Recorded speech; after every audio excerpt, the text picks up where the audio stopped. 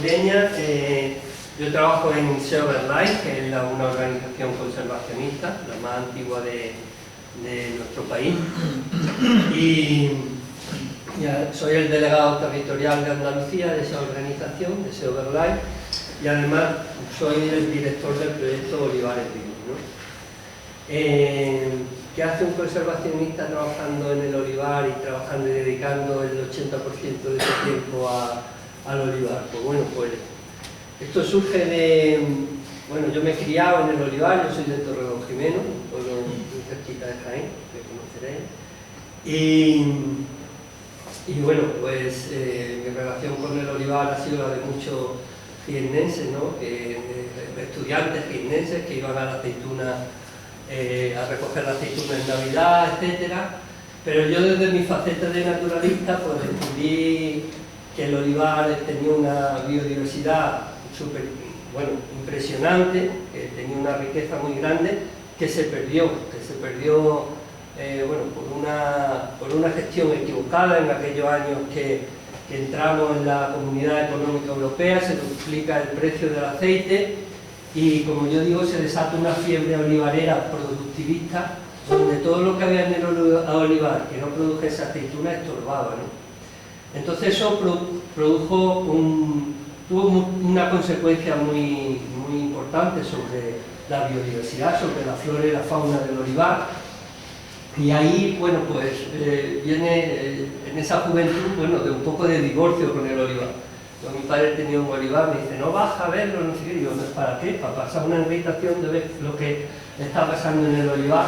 Pero luego ya avanzando, pues lo que pensamos es que el olivar podía recuperar, volver a tener esa fauna y flora que tuvo, que eso podía ser compatible con la rentabilidad. Y de ahí surge Olivares Vivos, ¿no? De unos amigos que se juntan, uno trabaja en Silverlight, otro en el Consejo Superior de Investigaciones Científicas, otro en la Universidad de Jaén, y nos juntamos, tenemos que hacer algo por el olivar, y de ahí surge Olivares Vivos, ¿no? Perdonad por lo extenso de la presentación. También, antes que nada, agradecer la invitación a Macbío, particularmente a María, que fue muy insistente para que estuviera aquí. Y, por supuesto, agradecer la presencia de todos ustedes, ¿no? Yo en la charla lo que quiero hablarles es, pues, bueno, del olivar, sus problemas ambientales, económicos, y cómo precisamente la flora y la fauna, los servicios ecosistémicos, que hablaremos ahora de ellos, pues pueden ser una solución a estos problemas del olivar, ¿no? Y luego también hablaremos de cómo cuando recuperamos biodiversidad eso se puede transformar en rentabilidad, porque la premisa de Olivares Vivos es que en agricultura sin rentabilidad no puede haber sostenibilidad. O sea, vamos a recuperar biodiversidad, pero ¿para qué? Para transformarla en rentabilidad, ¿no? Y luego hablaremos un poco del proyecto rápidamente y del futuro, ¿no?, de este proyecto, ¿no? Entonces, bueno, primero lo que me gustaría es remarcar, y siempre me gusta hacerlo en un contexto donde hay olivareros y gente implicada en la gestión del olivar, que el olivar es el cultivo más importante para la conservación de la naturaleza en Europa. O sea, es algo que nosotros no lo solemos tener presente. ¿Y por qué lo es, no?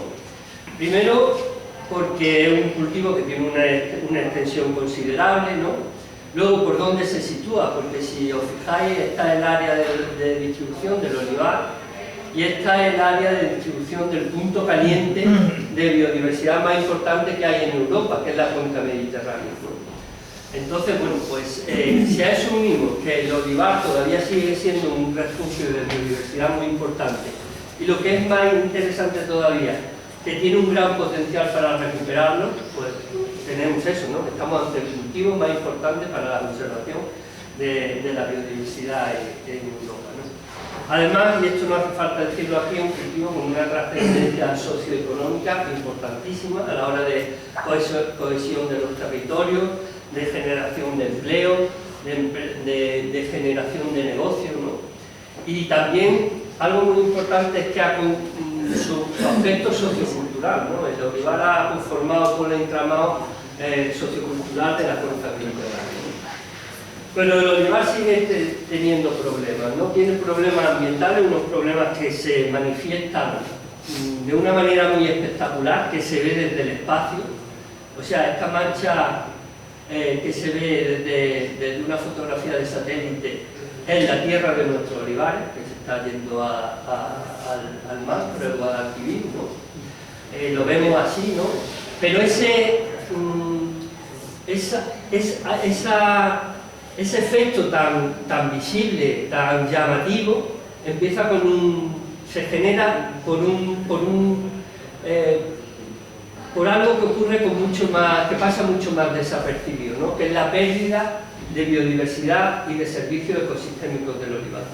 Porque gran parte de ese problema, prácticamente la totalidad, viene de cultivar los suelos desnudos y de haber perdido ese servicio ecosistémico que dan las cubiertas herbáceas, ¿no? Entonces, bueno, pues, ¿qué son los servicios ecosistémicos, no? Vamos a hablar de los servicios ecosistémicos. Es todo aquello que nos da la naturaleza. O sea, la vida sin la naturaleza es imposible. Nosotros cuando nos despertamos, el despertador, lo que nos desayunamos, cómo nos vestimos, todo viene de los recursos naturales del planeta, ¿no? No vienen del espacio, no vienen de la empresa, vienen de los recursos naturales, ¿no? Entonces, eso es algo que muchas veces se nos olvida, que no tenemos presente, ¿no? Pero bueno, como aquí se monetiza todo y a todo hay que ponerle precio, para que os hagáis una idea, y seguro que muchos de vosotros ya lo sabéis, ¿no? La FAO estima que el valor de los servicios ecosistémicos en general son más de 130 billones de euros al año, ¿no? Y por ejemplo, el valor económico del servicio que nos hacen las abejas, que no son solo las abejas silvestres, sino todas las abejas solitarias que hay, pues también estaría en torno a las 153.000 millones de euros anuales. Además, si nos vamos a servicios ecosistémicos de ecosistemas más localizados, más que todo el mundo conoce o ha visto en la tele, ¿no? La Gran Barrera de Coral, pues se estima que genera al año 5,7 billones de euros y da 70.000 empleos, ¿no? Hay 70.000 de una barrera de coral que está desapareciendo y que tiene problemas por pérdida de biodiversidad, ¿no? Eso también son servicios ecosistémicos que nos están dando la naturaleza y están. Les cuento todo esto para poner en contexto un poco, para aterrizar sobre el valor de los servicios ecosistémicos que nos da la naturaleza, ¿no? Los servicios ecosistémicos se dividen en cinco grupos, ¿no?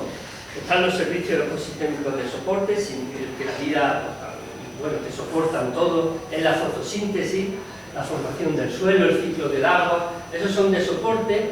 Luego están unos que conocemos todos y que, por ejemplo, en el olivar es lo que más genera, ¿no? Que es los servicios de provisión. O sea, los servicios de provisión de un agrosistema como el olivar, pues es la aceituna que nosotros cogemos y que transformamos en aceite, ¿no? Luego también están, pues, los servicios culturales que nos da la naturaleza. Aquí está el ecoturismo, aquí por ejemplo en el caso del olivar pues puede ser el oleoturismo. Y luego hay unos servicios de regulación que son muy importantes, que son pues el control natural de las plagas, pues la polinización, bueno, pues ese control de pérdida de suelo. Esos son los servicios ecosistémicos de regulación y que son muy importantes en los agrosistemas y que generan, que nos pueden generar muchos beneficios, nos pueden generar muchos costes económicos, ¿no? ¿Y cuál es la biodiversidad? ¿Por qué funciona todo esto? ¿Por qué funcionan todos esos servicios ecosistémicos de regulación? Pues funciona con la biodiversidad. El motor de todo eso es la biodiversidad, es todas las especies de flora, de fauna que hay en los ecosistemas, ¿no? Y además está demostrado, y ahora lo estamos viendo, que bueno, los servicios ecosistémicos también son muy importantes, y la conservación de la biodiversidad para la salud. No hay una salud ambiental y hay una salud humana, ¿no? Hay una sola salud, y ahora lo estamos viendo. Cada vez hay más zoonosis, lo hemos visto con el coronavirus, que ahora la viruela del mono, y son enfermedades que cada vez, zoonosis, cada vez, porque pasan con más facilidad los patógenos de los animales a los seres humanos. ¿Por qué ocurre eso? Porque estamos perdiendo elementos de la cadena de esos ecosistemas de biodiversidad. Por ejemplo, cuando un virus tiene que ir desde el murciélago a una persona, normalmente tiene que pasar por muchos animales más, ¿no? Y dentro de eso hay animales que se llevan mucha carga viral, que si desaparecen, bueno, va a hacer que nosotros nos llegue la enfermedad de estas zoonosis con más facilidad, ¿no? Y luego también, ahora se habla mucho del cambio climático, ¿no? Y es verdad que, bueno, nos preocupa muchísimo, estamos viendo los efectos, pero se habla menos de la crisis de biodiversidad. Pero, sin embargo, el mayor reto que afronta la humanidad ahora mismo es esa pérdida de biodiversidad. Y el cambio climático no es otra cara de la moneda, pérdida de biodiversidad y cambio climático están muy relacionados. Si nosotros somos capaces de recuperar biodiversidad, estamos luchando contra el cambio climático, contra la especie más, sobre la contaminación, etc., ¿no? ¿Y qué ocurre cuando se pierde biodiversidad? Porque ahora vivimos lo que se llama la sexta extinción, se están perdiendo especies a un ritmo que bueno, no se da desde la extinción de los dinosaurios, ¿no? ¿Y qué ocurre cuando se pierde biodiversidad, ¿no? Pues la gente, ¿qué pasa si desaparece una mosca? Que si desaparece, pues parece que nada, pero yo pongo el ejemplo de una lavadora cuando centrifuga, ¿no? Está centrifugando y llega uno y se encuentra un tornillo, ¿no? Y dice, bueno, ¿este tornillo de dónde será? La lavadora sigue funcionando, pero te das cuenta que en los siguientes centrifugados hace como más ruido, se mueve más, y otro día te encuentras otro tornillo, ¿no? Y al final la lavadora deja de funcionar, ¿no? Y si eso nos llevamos a una noticia de internet, pues hay ecosistemas más. Ese tornillo no nos preocupa, bueno, nos preocupa porque tenemos que pensar en cambiar de lavadora o llamar al técnico, pero si lo pierde un avión en vuelo y se caen los tornillos, pues nos preocupa más, ¿no? Eso pasa con determinados ecosistemas, donde las pérdidas son especialmente sensibles a la pérdida de especies, ¿no? En cualquier momento me pueden interrumpir, bueno, preguntar algo que quieren que hablemos o que aclaremos, ¿no? Bueno, desde este punto de vista, ¿y cuál es el papel de la agricultura en todo esto? En todo que afronta la humanidad, de la biodiversidad, del cambio climático. Pues la agricultura puede ser un problema o puede ser una solución, depende cómo lo gestionemos. Esto es así, ¿no? Lo que sí es verdad es que ahora mismo la realidad es que los medios agrícolas es donde más biodiversidad se está perdiendo. O sea, nosotros cuando medimos en los censos el número de especies ligadas al medio agrario, pues son las que más están disminuyendo. Las especies forestales se van manteniendo y las especies de medio agrícola pues están sufriendo un declive muy importante, ¿no? Sin embargo, pues imaginaros que vamos a darle la vuelta, ¿no? La agricultura puede ser uno de los medios que más biodiversidad puede recuperar, y los agricultores y las agricultoras son quienes más pueden contribuir también a la conservación de la biodiversidad. Pero claro, esto es como los productores y los agricultores están para producir alimentos, y además ellos producen lo que les pide la sociedad, ¿no? Por eso no debemos de echar toda la carga en los agricultores, ni mucho menos, sino también implicar a los consumidores. porque si los consumidores apuestan por determinados modelos agrícolas, pues también pueden contribuir y pueden, tienen la sartén por el mango, nunca mejor dicho, ¿no? Y los agricultores van a producir lo que ellos leen. Por eso, instituciones y consumidores también deben de contribuir a que la agricultura sea, pues en vez de problema, solución, ¿no? Y bueno, ya si nos vamos a los servicios ecosistémicos del olivar, pues simplemente decir que el olivar es un ecosistema, es un agrosistema, porque es un ecosistema agrícola, pero incluso los olivares más simplificados tienen su trama de relaciones ecológicas, que si se rompen totalmente, pues se vendrían abajo también los olivares, ¿no? ¿De qué depende la biodiversidad de un olivar? Pues depende de lo que tenga alrededor de ese olivar y lo que haya distinto al olivar dentro de mi olivar, ¿no? Digamos, depende de la biodiversidad, ¿no? Los olivares que están en paisajes más complejos, que están cerca de arroyos, que están cerca de rizas, pues tienen más facilidad para recuperar biodiversidad que aquellos que están en un monocultivo muy extenso, ¿no? Y por supuesto depende de lo que hagamos dentro del olivar, y como veremos ahora después, pues podemos hacer muchas cosas para que nuestro olivar, esté donde esté, pues tengamos más biodiversidad, ¿no? En el olivar es un agrosistema que tiene mucha biodiversidad, lo hemos demostrado con olivares vivos. Esto es algo que ha llamado la atención en Europa y que tenemos que ver como una oportunidad de rentabilidad para nuestros olivares, y es que en el olivar hay más de 700 especies de flora, solo en 40 olivares que ahora lo contaré con más detalle, ¿no? Pero en 40 olivares que hemos estudiado, en olivares vivos, hemos encontrado 700 especies de flora, 180 especies de aves, 60 especies de hormigas. ¿Son muchos 180 especies de aves? Pues es un tercio de todas las aves que hay en la península ibérica. O sea, un tercio de todas las aves que hay en la península ibérica las encontramos en esos 40 olivares, ¿no? ¿Por qué ha perdido el olivar biodiversidad? Pues bueno, porque en la evolución histórica del olivar, el olivar, pues, al principio era un agrosistema, era un medio multifuncional. Al principio, en el olivar tan importante era la cubierta herbácea que alimentaba ganado, que la madera, la leña del olivar, era casi tan importante como la producción de aceituna. Entonces, los olivares eran mucho más multifuncionales y tenían pues, muchísimas más cosas que solo olivos que producieran aceituna.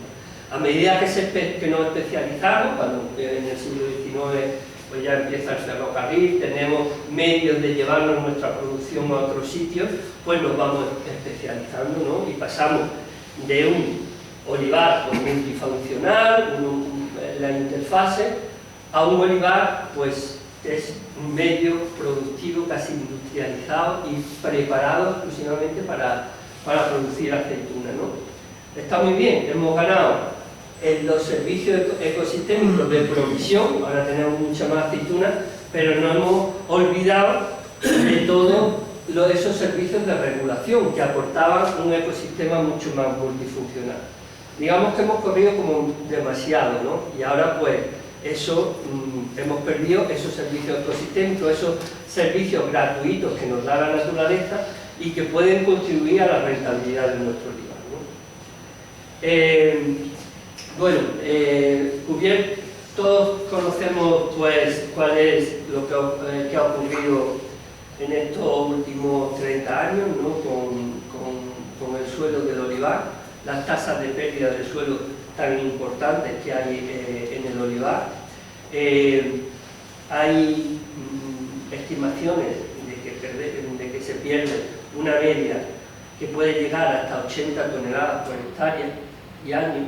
O sea, imaginaos que son 80 toneladas, las bañeras que son saliendo de nuestro olivar, de la tierra más fértil que tenemos, y bueno, eso es un impacto bueno, como decía al principio, se ve desde el espacio, ¿no? Entonces, bueno, pues esto lo conocemos todos y además hay cosas que te sorprenden, ¿no? Si ahora que con el Google Earth o el Google Maps, ¿no? Si te vas, pues puedes ver, seguir en directo pues la formación de cárcava en nuestros olivares, impresionante en tan solo pues 4 o 5 años, ¿no? Entre esta foto que es de 2009 y esta de 2016, pues vemos la pérdida de suelo que se ha producido en ese olivar y la formación de cárcavas que al final son sumideros de tierra fértil y son un verdadero problema, además, que encarece mucho la gestión de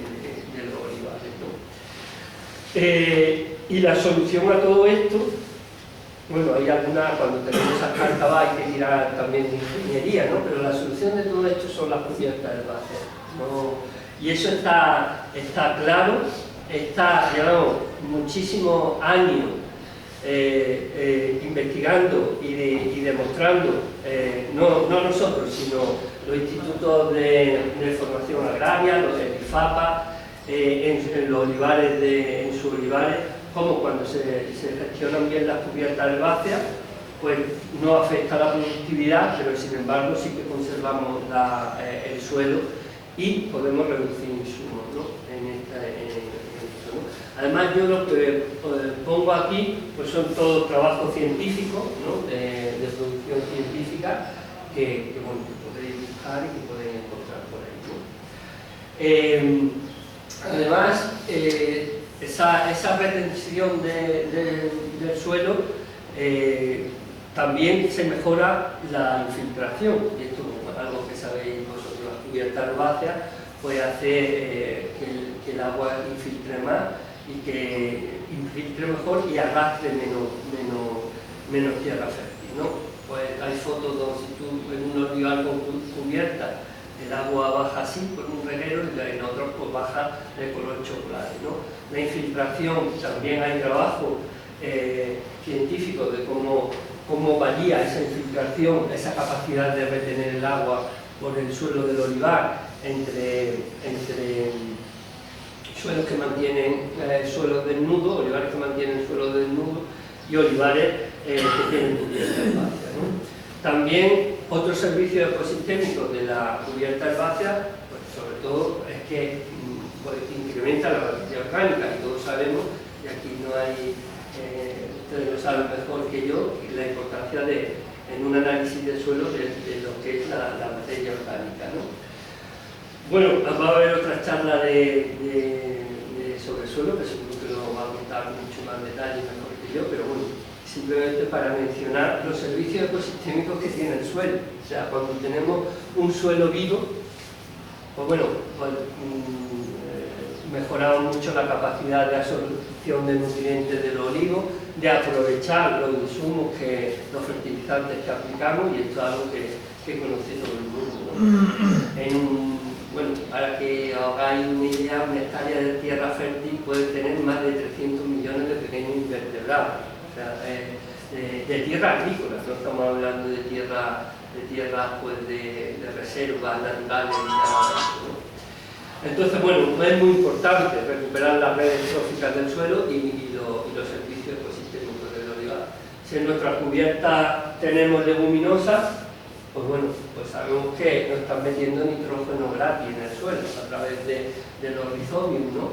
Y bueno, es un servicio ecosistémico pues muy valorable, ¿no? Porque se está cuantificado y supone una incorporación de nitrógeno verdaderamente interesante, ¿no? Y luego está el control de plagas, ¿no? Por simple principio ecológico, un ecosistema más rico en biodiversidad es más resiliente, que ahora está de moda la palabra, o sea, es más resistente a las plagas que uno que no lo tiene, ¿no? Este es la línea de un olivar vivo con uno que no lo es, y es fácil imaginar que aquí vamos a tener menos servicios ecosistémicos, menor insectos auxiliares que en este otro olivar, ¿no? Y eso nos va a controlar la plaga. Es algo que sorprende, ¿no? Cuando empieza a cultivar con cubierta herbácea, las plagas se controlan muy bien y bueno, pues no tienes que utilizar insecticidas, ¿no?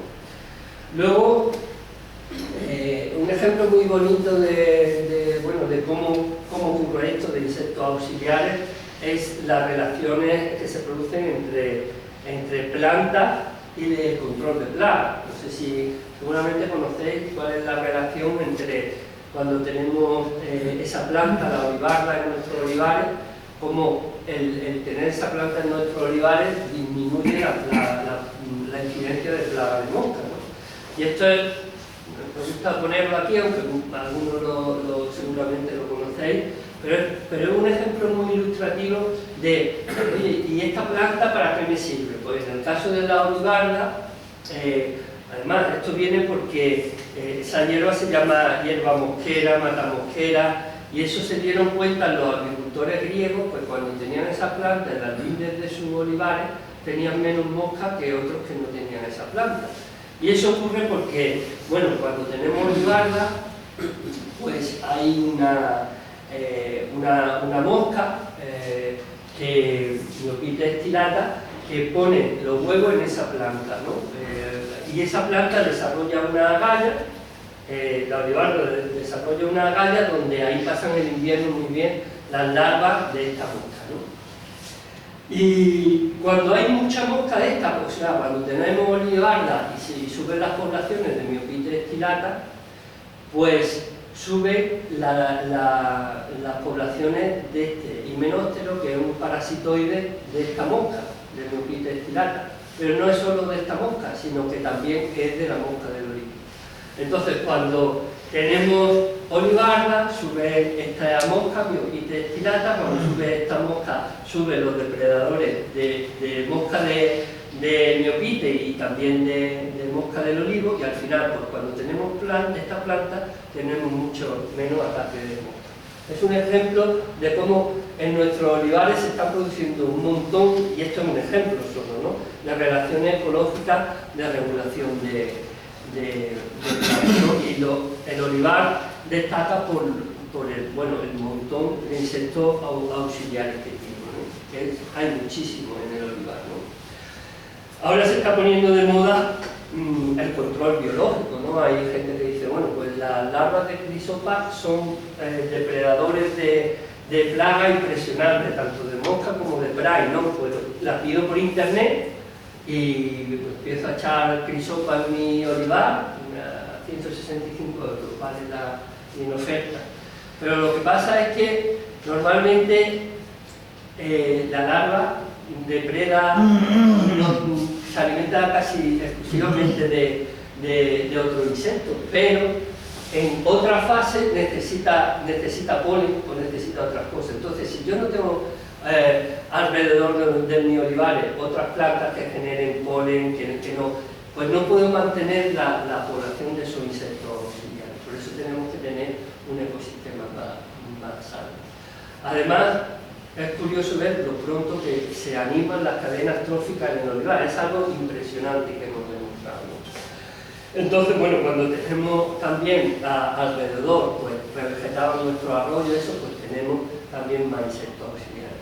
Las aves, pues se ha demostrado que también son en determinados ecosistemas unos controladores muy interesantes de plagas, ¿no? Y luego, ¿qué tienen que ver también las cubiertas con la sanidad vegetal? Pues bueno, cuando en la cubierta herbácea tenemos crucíferas, pues hace que los inóculos del verticillium se controlen mucho más, y eso también está demostrado, ¿no?, científicamente. Entonces, una de las mejores soluciones para luchar contra el verticillium es la cubierta herbácea. De hecho, ya hay varias experiencias, ¿no?, de olivares que se están recuperando solamente manejando esa cubierta herbácea. Esto es muy fácil, es que cuando yo tengo un suelo que está muy pobre y no tengo otro hongo que el verticillium, pues pues se va a expandir mucho. Cuando tengo quien va a tener más competencia, encima, cuando tengo crucífera en mi olivar, pues se va a controlar mucho por la planta. Entonces, bueno, la rentabilidad a través, pero bueno, ¿cómo se transforma la biodiversidad en rentabilidad? Pues fundamentalmente por 3 vías. El primero es por recuperar los servicios ecosistémicos, con lo que hemos hablado. Luego también el pago por servicios ambientales y luego el valor añadido en el mercado. El primero está pues el ahorro de insumos, ¿no? En olivares vivos la finca pues ha reducido su insumo por encima del 20%, ¿no? Porque bueno, si tengo una cubierta que me está fertilizando el suelo, que está con leguminosas, que me están metiendo, me estoy controlando las plagas, es trabajar a favor de la naturaleza y eso son dinero al final en la cuenta de resultados. Lo que tenemos que hacer es meter esos servicios ecosistémicos en la cuenta de resultados de nuestra explotación, ¿no? Y entonces, pues bueno, cuando perdemos suelo también nos cuesta más mantener la productividad y mantener las cosechas, ¿no? Y hay trabajos, ¿no?, que demuestran cómo con la pérdida de suelo lleva aparejada una pérdida de productividad, ¿no? Y más que de productividad, porque yo la puedo mantener de forma pues, con más insumos, pero sobre todo de rentabilidad. Entonces el ahorro de insumos está claro, ¿no? Hay por ahí tesis doctorales, trabajos muy bonitos que han hecho números sobre el coste y que es más rentable mantener cubiertas que no, y están ahí. Luego está el pago por servicios ambientales. Ahora mismo se está discutiendo la PAC, entran los ecoesquemas, van a ver las ambientales. Si yo tengo un suelo que ya estoy pensando en esos servicios ecosistémicos porque me interesan para mi producción, pero también voy a tener más accesibilidad y lo voy a tener más fácil para cobrar la PAC, que cada vez tiene un componente ambiental más importante, ¿no? Y luego la tercera es el valor añadido. Si mi producción está generando biodiversidad y los consumidores están preocupados por la conservación de la biodiversidad, pues bueno, págame también más caro mi aceite porque está haciendo ese servicio, ¿no? Eso también es lo que está Olivares Vivos, ¿no?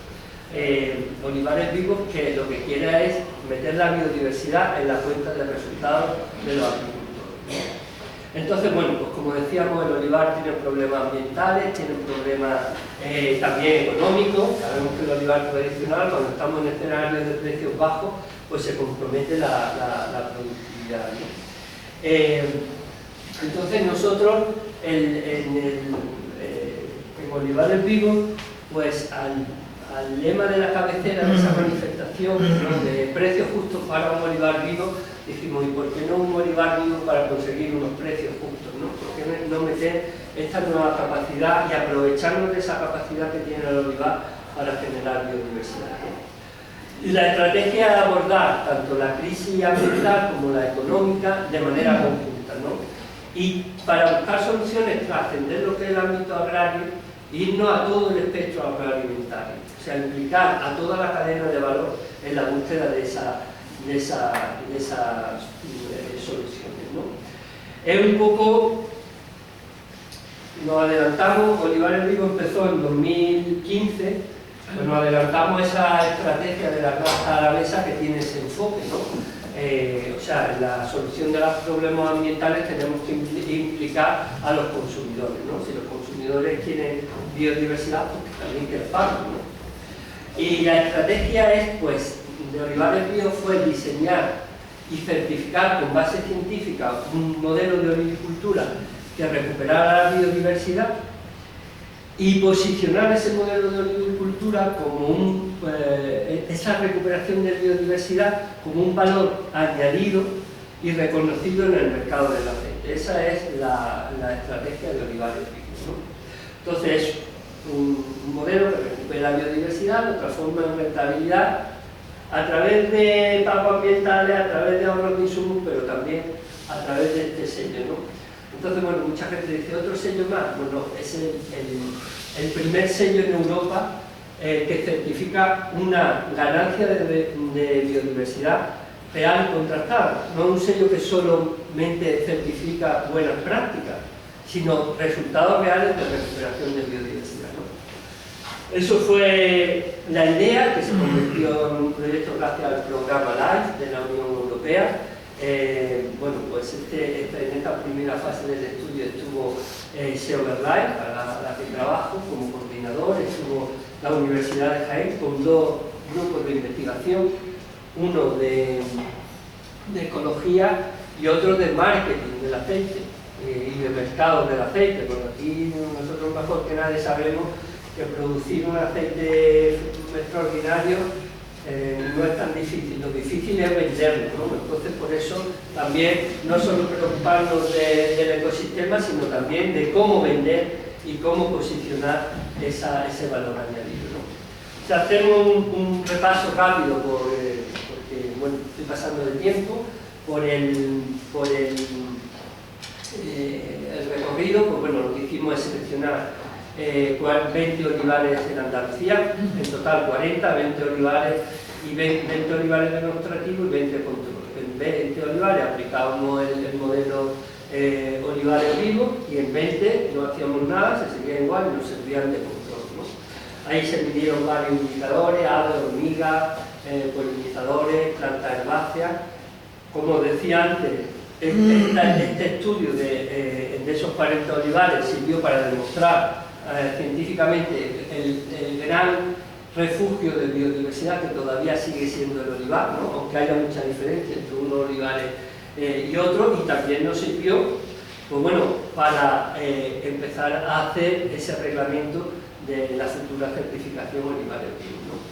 El censo, el estudio de la biodiversidad del olivar, que ha sido lo más importante que se ha hecho en el mundo, fue tan intenso que se descubrió una nueva especie para la ciencia en un olivar de Córdoba, que fue portada de la revista más importante donde aparecen las especies que se descubren en el mundo, y fue portada porque es relativamente frecuente encontrar nuevas especies en todo el mundo, pero encontrarlo en un medio agrícola productivo es único, y eso también nos ha puesto frente al mundo, ¿no?, de todavía los tesoros que esconde el olivar y la potencialidad que tiene para recuperar esa biodiversidad.